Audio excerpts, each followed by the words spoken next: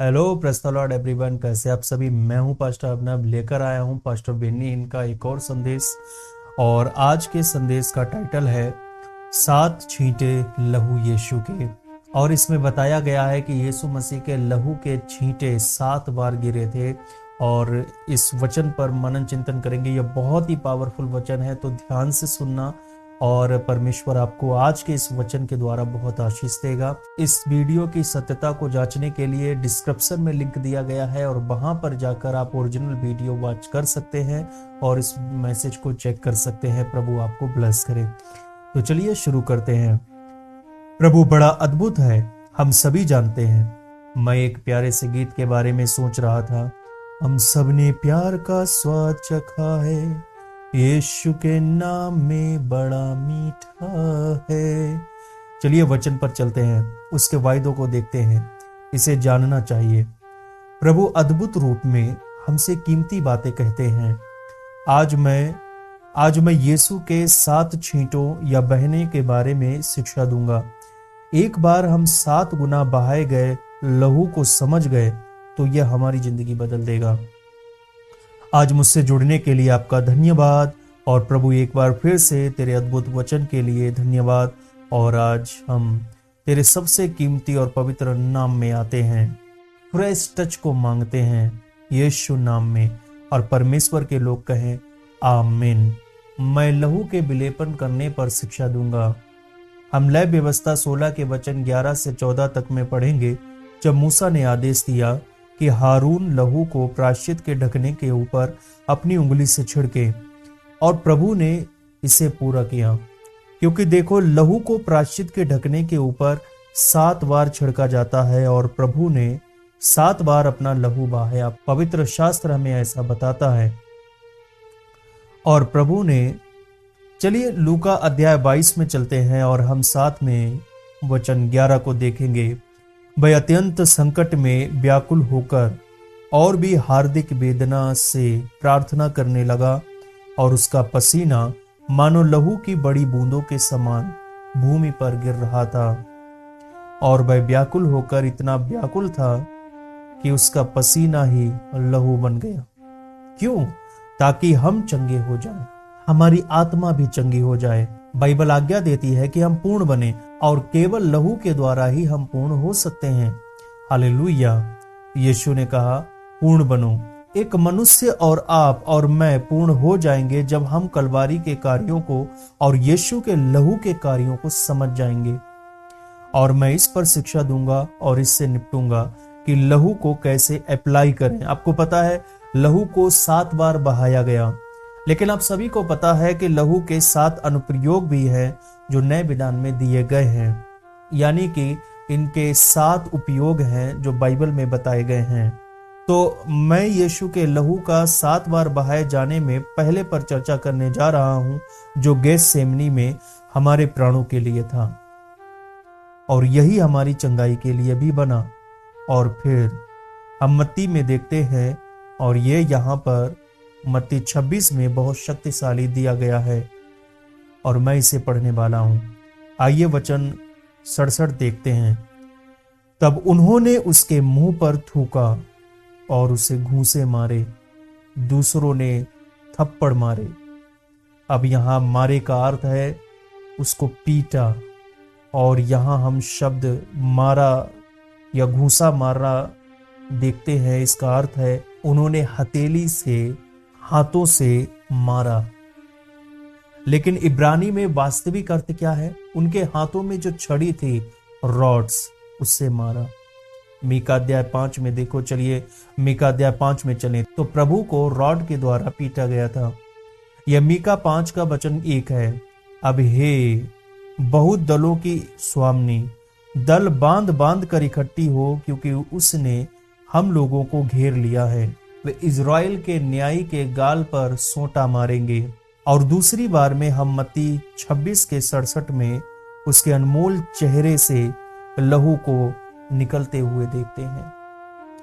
उन्होंने उसको कितना मारा था। उन्होंने उसे लोहे से मारा, और इस कारण उसका लहू बहा। वह तो परमेश्वर के पुत्र का कीमती अनमोल लहू था। फिर उन्होंने उसके चेहरे पर मारा, और उसे कूटा, उसे पीटा और उन्होंने उसे मारा। वे उसके सिर पर रॉड से मारते गए। अद्भुत यीशु, अद्भुत बचाने वाला, और लहू बहा था। और फिर यशायाह 50 के वचन 6 में आपको पता है बाइबल कहती है उसका चेहरा अन्य कुरूपों से ज्यादा कुरूप था। और जब आप यह पढ़ेंगे तो देखेंगे कि क्या हुआ था। मैंने मारने वालों के सामने अपनी पीठ, वाह, मैंने मारने वालों को अपनी पीठ और गलमोछ नोचने वालों की ओर अपने गाल किए। वाह, गलमोछ नोची गई थी, इसलिए उसके मुंह पर रॉड से मारा। अब उन्होंने उसकी दाढ़ी नोची।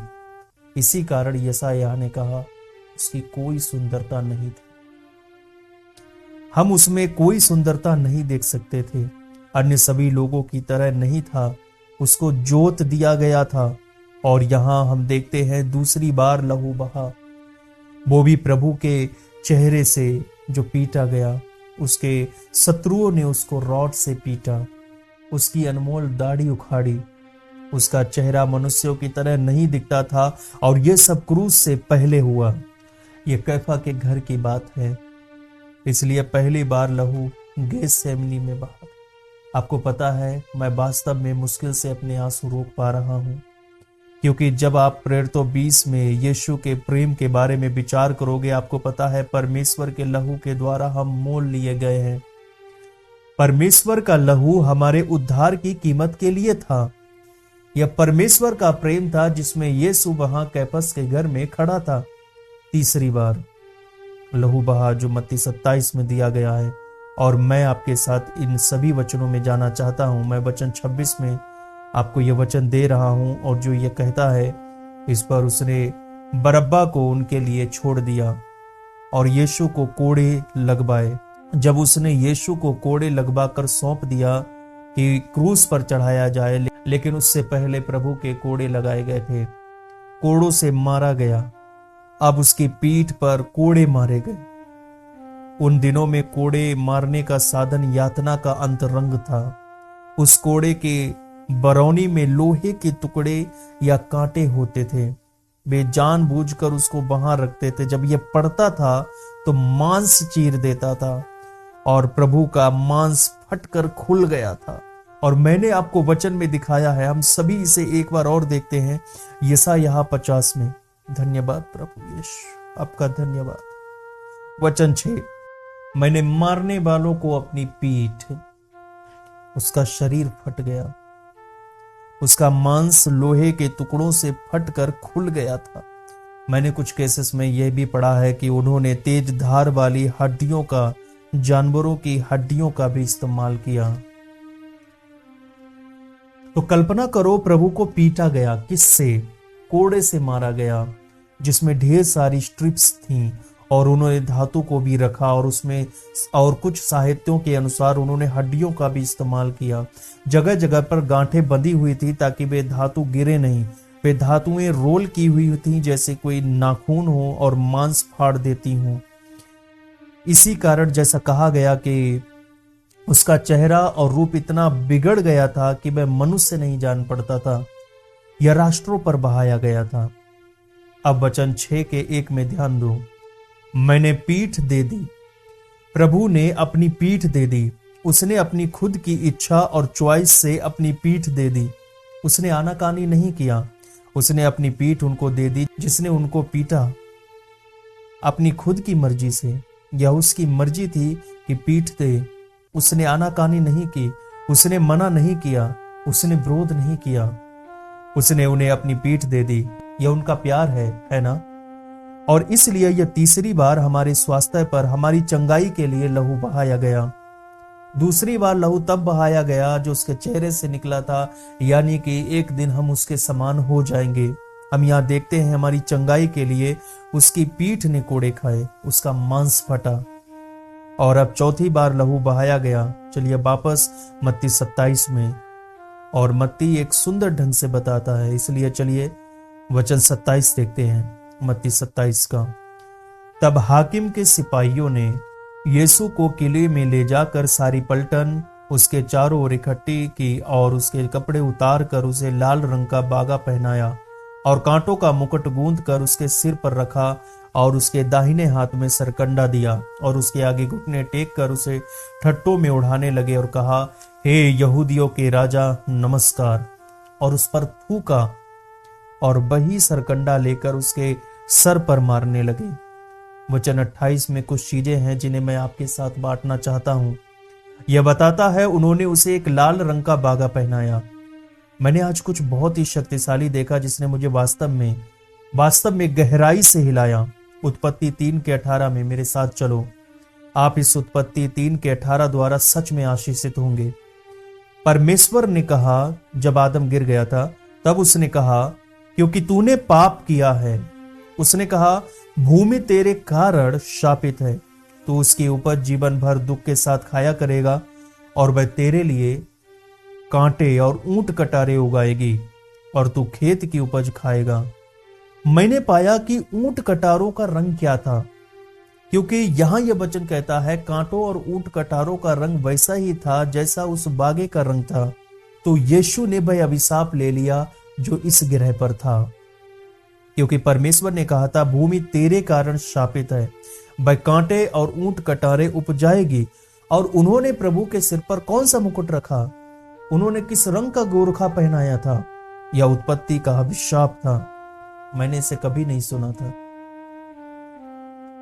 लेकिन आज मैंने इसकी खोज कर ली है। मैंने सोचा, ओ प्यारे यीशु, यह तो एक जैसा रंग था, यह बागे की तरह ही एक जैसे रंग का था। चलिए मत्ती में वापस चलते हैं, क्योंकि मैं आपको कुछ वास्तव में शक्तिशाली दिखाना चाहता हूं। अद्भुत यीशु, अद्भुत बचाने वाला। चलिए वापस मत्ती 27 में चलते हैं। और एक बार मैं वचन 27 को देख रहा हूं, जो यह कहता है वचन 29 में, और कांटों का मुकुट गूंथ कर उसके सिर पर रखा। जो रखा, यह शक्तिशाली वचन है। इसका मतलब ट्विस्ट है। वचन कहता है, उन्होंने इसे उसके सिर पर रखा। और अगर इस शब्द को यूनानी में देखोगे तो यह बस रखना ही नहीं है, बल्कि निर्दयता के साथ उन्होंने सिर पर रखा और उसको दबा दिया और उसके कांटे हड्डी तक धसे। इसलिए उन्होंने केवल लाल बागा ही नहीं पहनाया, बल्कि यह अभिशाप से जुड़ा हुआ था। लेकिन अब उन्होंने कांटों का मुकुट रखा और कांटों के मुकुट को दबा दिया। इजराइल में अगर आपको कभी कांटे दिखे तो देखना, उनके कांटे बड़े बड़े होते हैं। मुझे लगता है यही वाले कांटे थे जो काफी लंबे और नुकीले थे। वे कठोर भी थे, बिल्कुल नाखून की तरह, और बहुत नुकीले भी थे। उन्होंने इनको सिर पर रखकर दबाया, जिसके कारण खोपड़ी में बहुत मात्रा में खून फूट निकला। हम वापस वचन 30 में जाते हैं। अब इसकी ओर ध्यान करो। उन्होंने उस पर थूका। इस दृश्य को सोचकर देखो। पहले उन्होंने कांटों के मुकुट को रखा, फिर उस पर थूका। अब उन्होंने सरकंडा लिया। असल में यह रॉड थी। उन्होंने रॉड ली और उसे उसके सिर पर मारा। और यही यशायाह 52 में हम देखते हैं। वाह! न सिर्फ उन्होंने उस पर थूका, परंतु उन्होंने उसके सर पर सरकंडे अथवा रॉड से मारा भी, क्योंकि यह यूनानी शब्द काला मोस से लिया गया है, जिसका मतलब रॉड होता है। वचन बताता है एक छड़ी, सरकंडा एक रॉड है। इसलिए इसके बारे में सोचो। प्रभु हमारे उद्धारकर्ता को उनके चेहरे पर मारा गया, उनकी दाढ़ी नोची गई और बाद में कांटों का ताज पहनाकर यातना दी, फिर रॉड से मारा। वह तो अब एक आदमी की पहचान में भी नहीं था। यह चौथी बार लहू बहा। उसके सर से लहू बह निकला। उसके बाद फिर मत्ती 27 के वचन 35 में वचन कहता है, उन्होंने उसे क्रूस पर चढ़ाया। यह 5वीं बार लहू तब बहा जब उन्होंने उसके हाथों को क्रूस पर ठोका।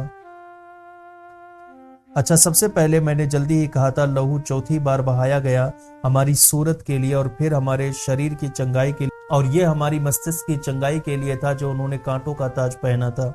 और अब इसलिए कि हमारे कार्य स्वीकार्य हो जाएं। उनके हाथों को ठोका गया ताकि हमारे कार्य स्वीकार्य हो जाएं, ताकि हम मिनिस्ट्री कार्य करें या हमारे हाथों के कार्य को जो भी हम करें स्वीकार्य कर लिए जाएं, क्योंकि उसने अपने हाथों से भी लहू बहाया था।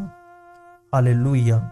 मैं अभिषेक को महसूस कर रहा हूं अपने भाइयों से बातें करते हुए। उसके बाद उसके पैरों से, जो कि 6वीं बार लहू बहा था, पांचवा उसके हाथों से, छठवां उसके पैरों से। और उसके पैर का अर्थ हमारी सफलता से है, चलने के द्वारा, ताकि हम प्रभु के साथ चल सकें। अब मैं क्रूस पर चढ़ा दिया गया, लेकिन मैं अब 7वीं बार लहू बहाए जाने पर बात करूंगा। मैं भजन संहिता 22 के 16 में जा रहा हूं। वे मेरे हाथ और मेरे पैर छेदते हैं, इस भविष्यवाणी को पूरा किया। 7वां उसकी बगल से था। आइए यूहन्ना 19 में चले। मेरी प्रार्थना है यह आपके लिए आशीष है, यह मेरे लिए आशीष है। धन्यवाद प्रभु आपका, धन्यवाद प्रभु, धन्यवाद प्रभु। मैं तेरी प्रशंसा करता हूं। मैं वचन पढ़ता हूं इसलिए कि वह तैयारी का दिन था और सबत के दिन शव क्रूस पर ना रहे, क्योंकि वह सबत का दिन बड़ा दिन था। इसलिए पिलातुस से उन्होंने विनती की कि उनकी टांगें तोड़ दी जाएं और वे उतारे जाएं। अतः सैनिकों ने आकर उन मनुष्यों में से एक की टांगें तोड़ी, तब दूसरे की भी, जो उनके साथ क्रूसों पर चढ़ाए गए थे। परंतु जब यीशु के पास आकर देखा कि वह मर चुका है, तो उसकी टांगें नहीं तोड़ी। आपको पता है ये टांगें इसलिए तोड़ी जाती थी ताकि सांस लेने के लिए वो ऊपर के लिए धक्का ना दे सकें, और फिर जब सांस नहीं ले पाएंगे तो वो जल्दी मर जाएंगे। जब वे प्रभु के पास आए, बाइबल कहती है, ये वचन 32 और 33 है। तब सैनिकों ने आकर, मैं यूहन्ना 19 पढ़ रहा हूं, तब सैनिकों ने आकर उन मनुष्यों में से पहले की टांगें तोड़ी, तब दूसरे की भी, जो उसके साथ क्रूसों पर चढ़ाए गए थे। परंतु जब यीशु के पास आकर देखा कि वह मर चुका है, तो उसकी टांगें न तोड़ी। यह भजन 34 के 20 की पूर्ति करता है, जो दूसरे पाठों में भजन 34 के 20 की भी। और मैं नहीं जानता हूं कि आपने बाइबल में इसे पढ़ा है कि नहीं। वैसे यह निर्गमन 12 की भी भविष्यवाणी को पूरी करता है। ऐसी 32 भविष्यवाणियां हैं जो क्रूस पर पूरी हुई थी। निर्गमन अध्याय 12 में 32 भविष्यवाणियां हैं। और अब भजन संहिता 34 के वचन 20 में कहता है, वह उसकी हड्डी हड्डी की रक्षा करता है और उसमें से एक भी टूटने नहीं पाती। इसलिए आपको पता है, जब आप वचन 19 पढ़ोगे तो धर्मी की कठिनाइयों को पाओगे। यह मसीहा के बारे में बात करता है, लेकिन प्रभु आपको बचाता है। और मसीहा प्रभु की हड्डी की सुरक्षा परमेश्वर ने की। और मैं जानता हूं हमने उस अनमोल पद को हम पर लागू करने के लिए लिया है, जो निश्चित रूप से यह कहता है, क्योंकि हर धर्मी पर बहुत सी विपत्तियां पड़ती तो हैं, परंतु प्रभु हमें उन सभी से बचा लेता है। ये पास्टर बेन्नी हिन का संदेश था। उम्मीद करता हूं आपको यह संदेश अच्छा लगा होगा। डिस्क्रिप्शन में ओरिजिनल वीडियो जरूर आप चेक कर लीजिएगा। प्रभु की आशीष आपके साथ हो। जो हमारी मिनिस्ट्री में बोना चाहता है, कुछ बीज बोना चाहता है, कुछ दान देना चाहता है, तो वो जरूर दे सकता है। स्क्रीन पर जो आपको यूपीआई नंबर आ रहा है, ये 9 डिजिट का ही है। इसे आप जब डालेंगे और अभिनव सिंह नाम आपको जब दिखाई देगा, तो वहां पर आप जो है अपना कीमती बीज बो सकते हैं, या फिर डिस्क्रिप्शन में जो जानकारी दी गई है आप वहां पर भी अपना बीज बो सकते हैं। प्रभु आपके साथ हो। God bless all of you.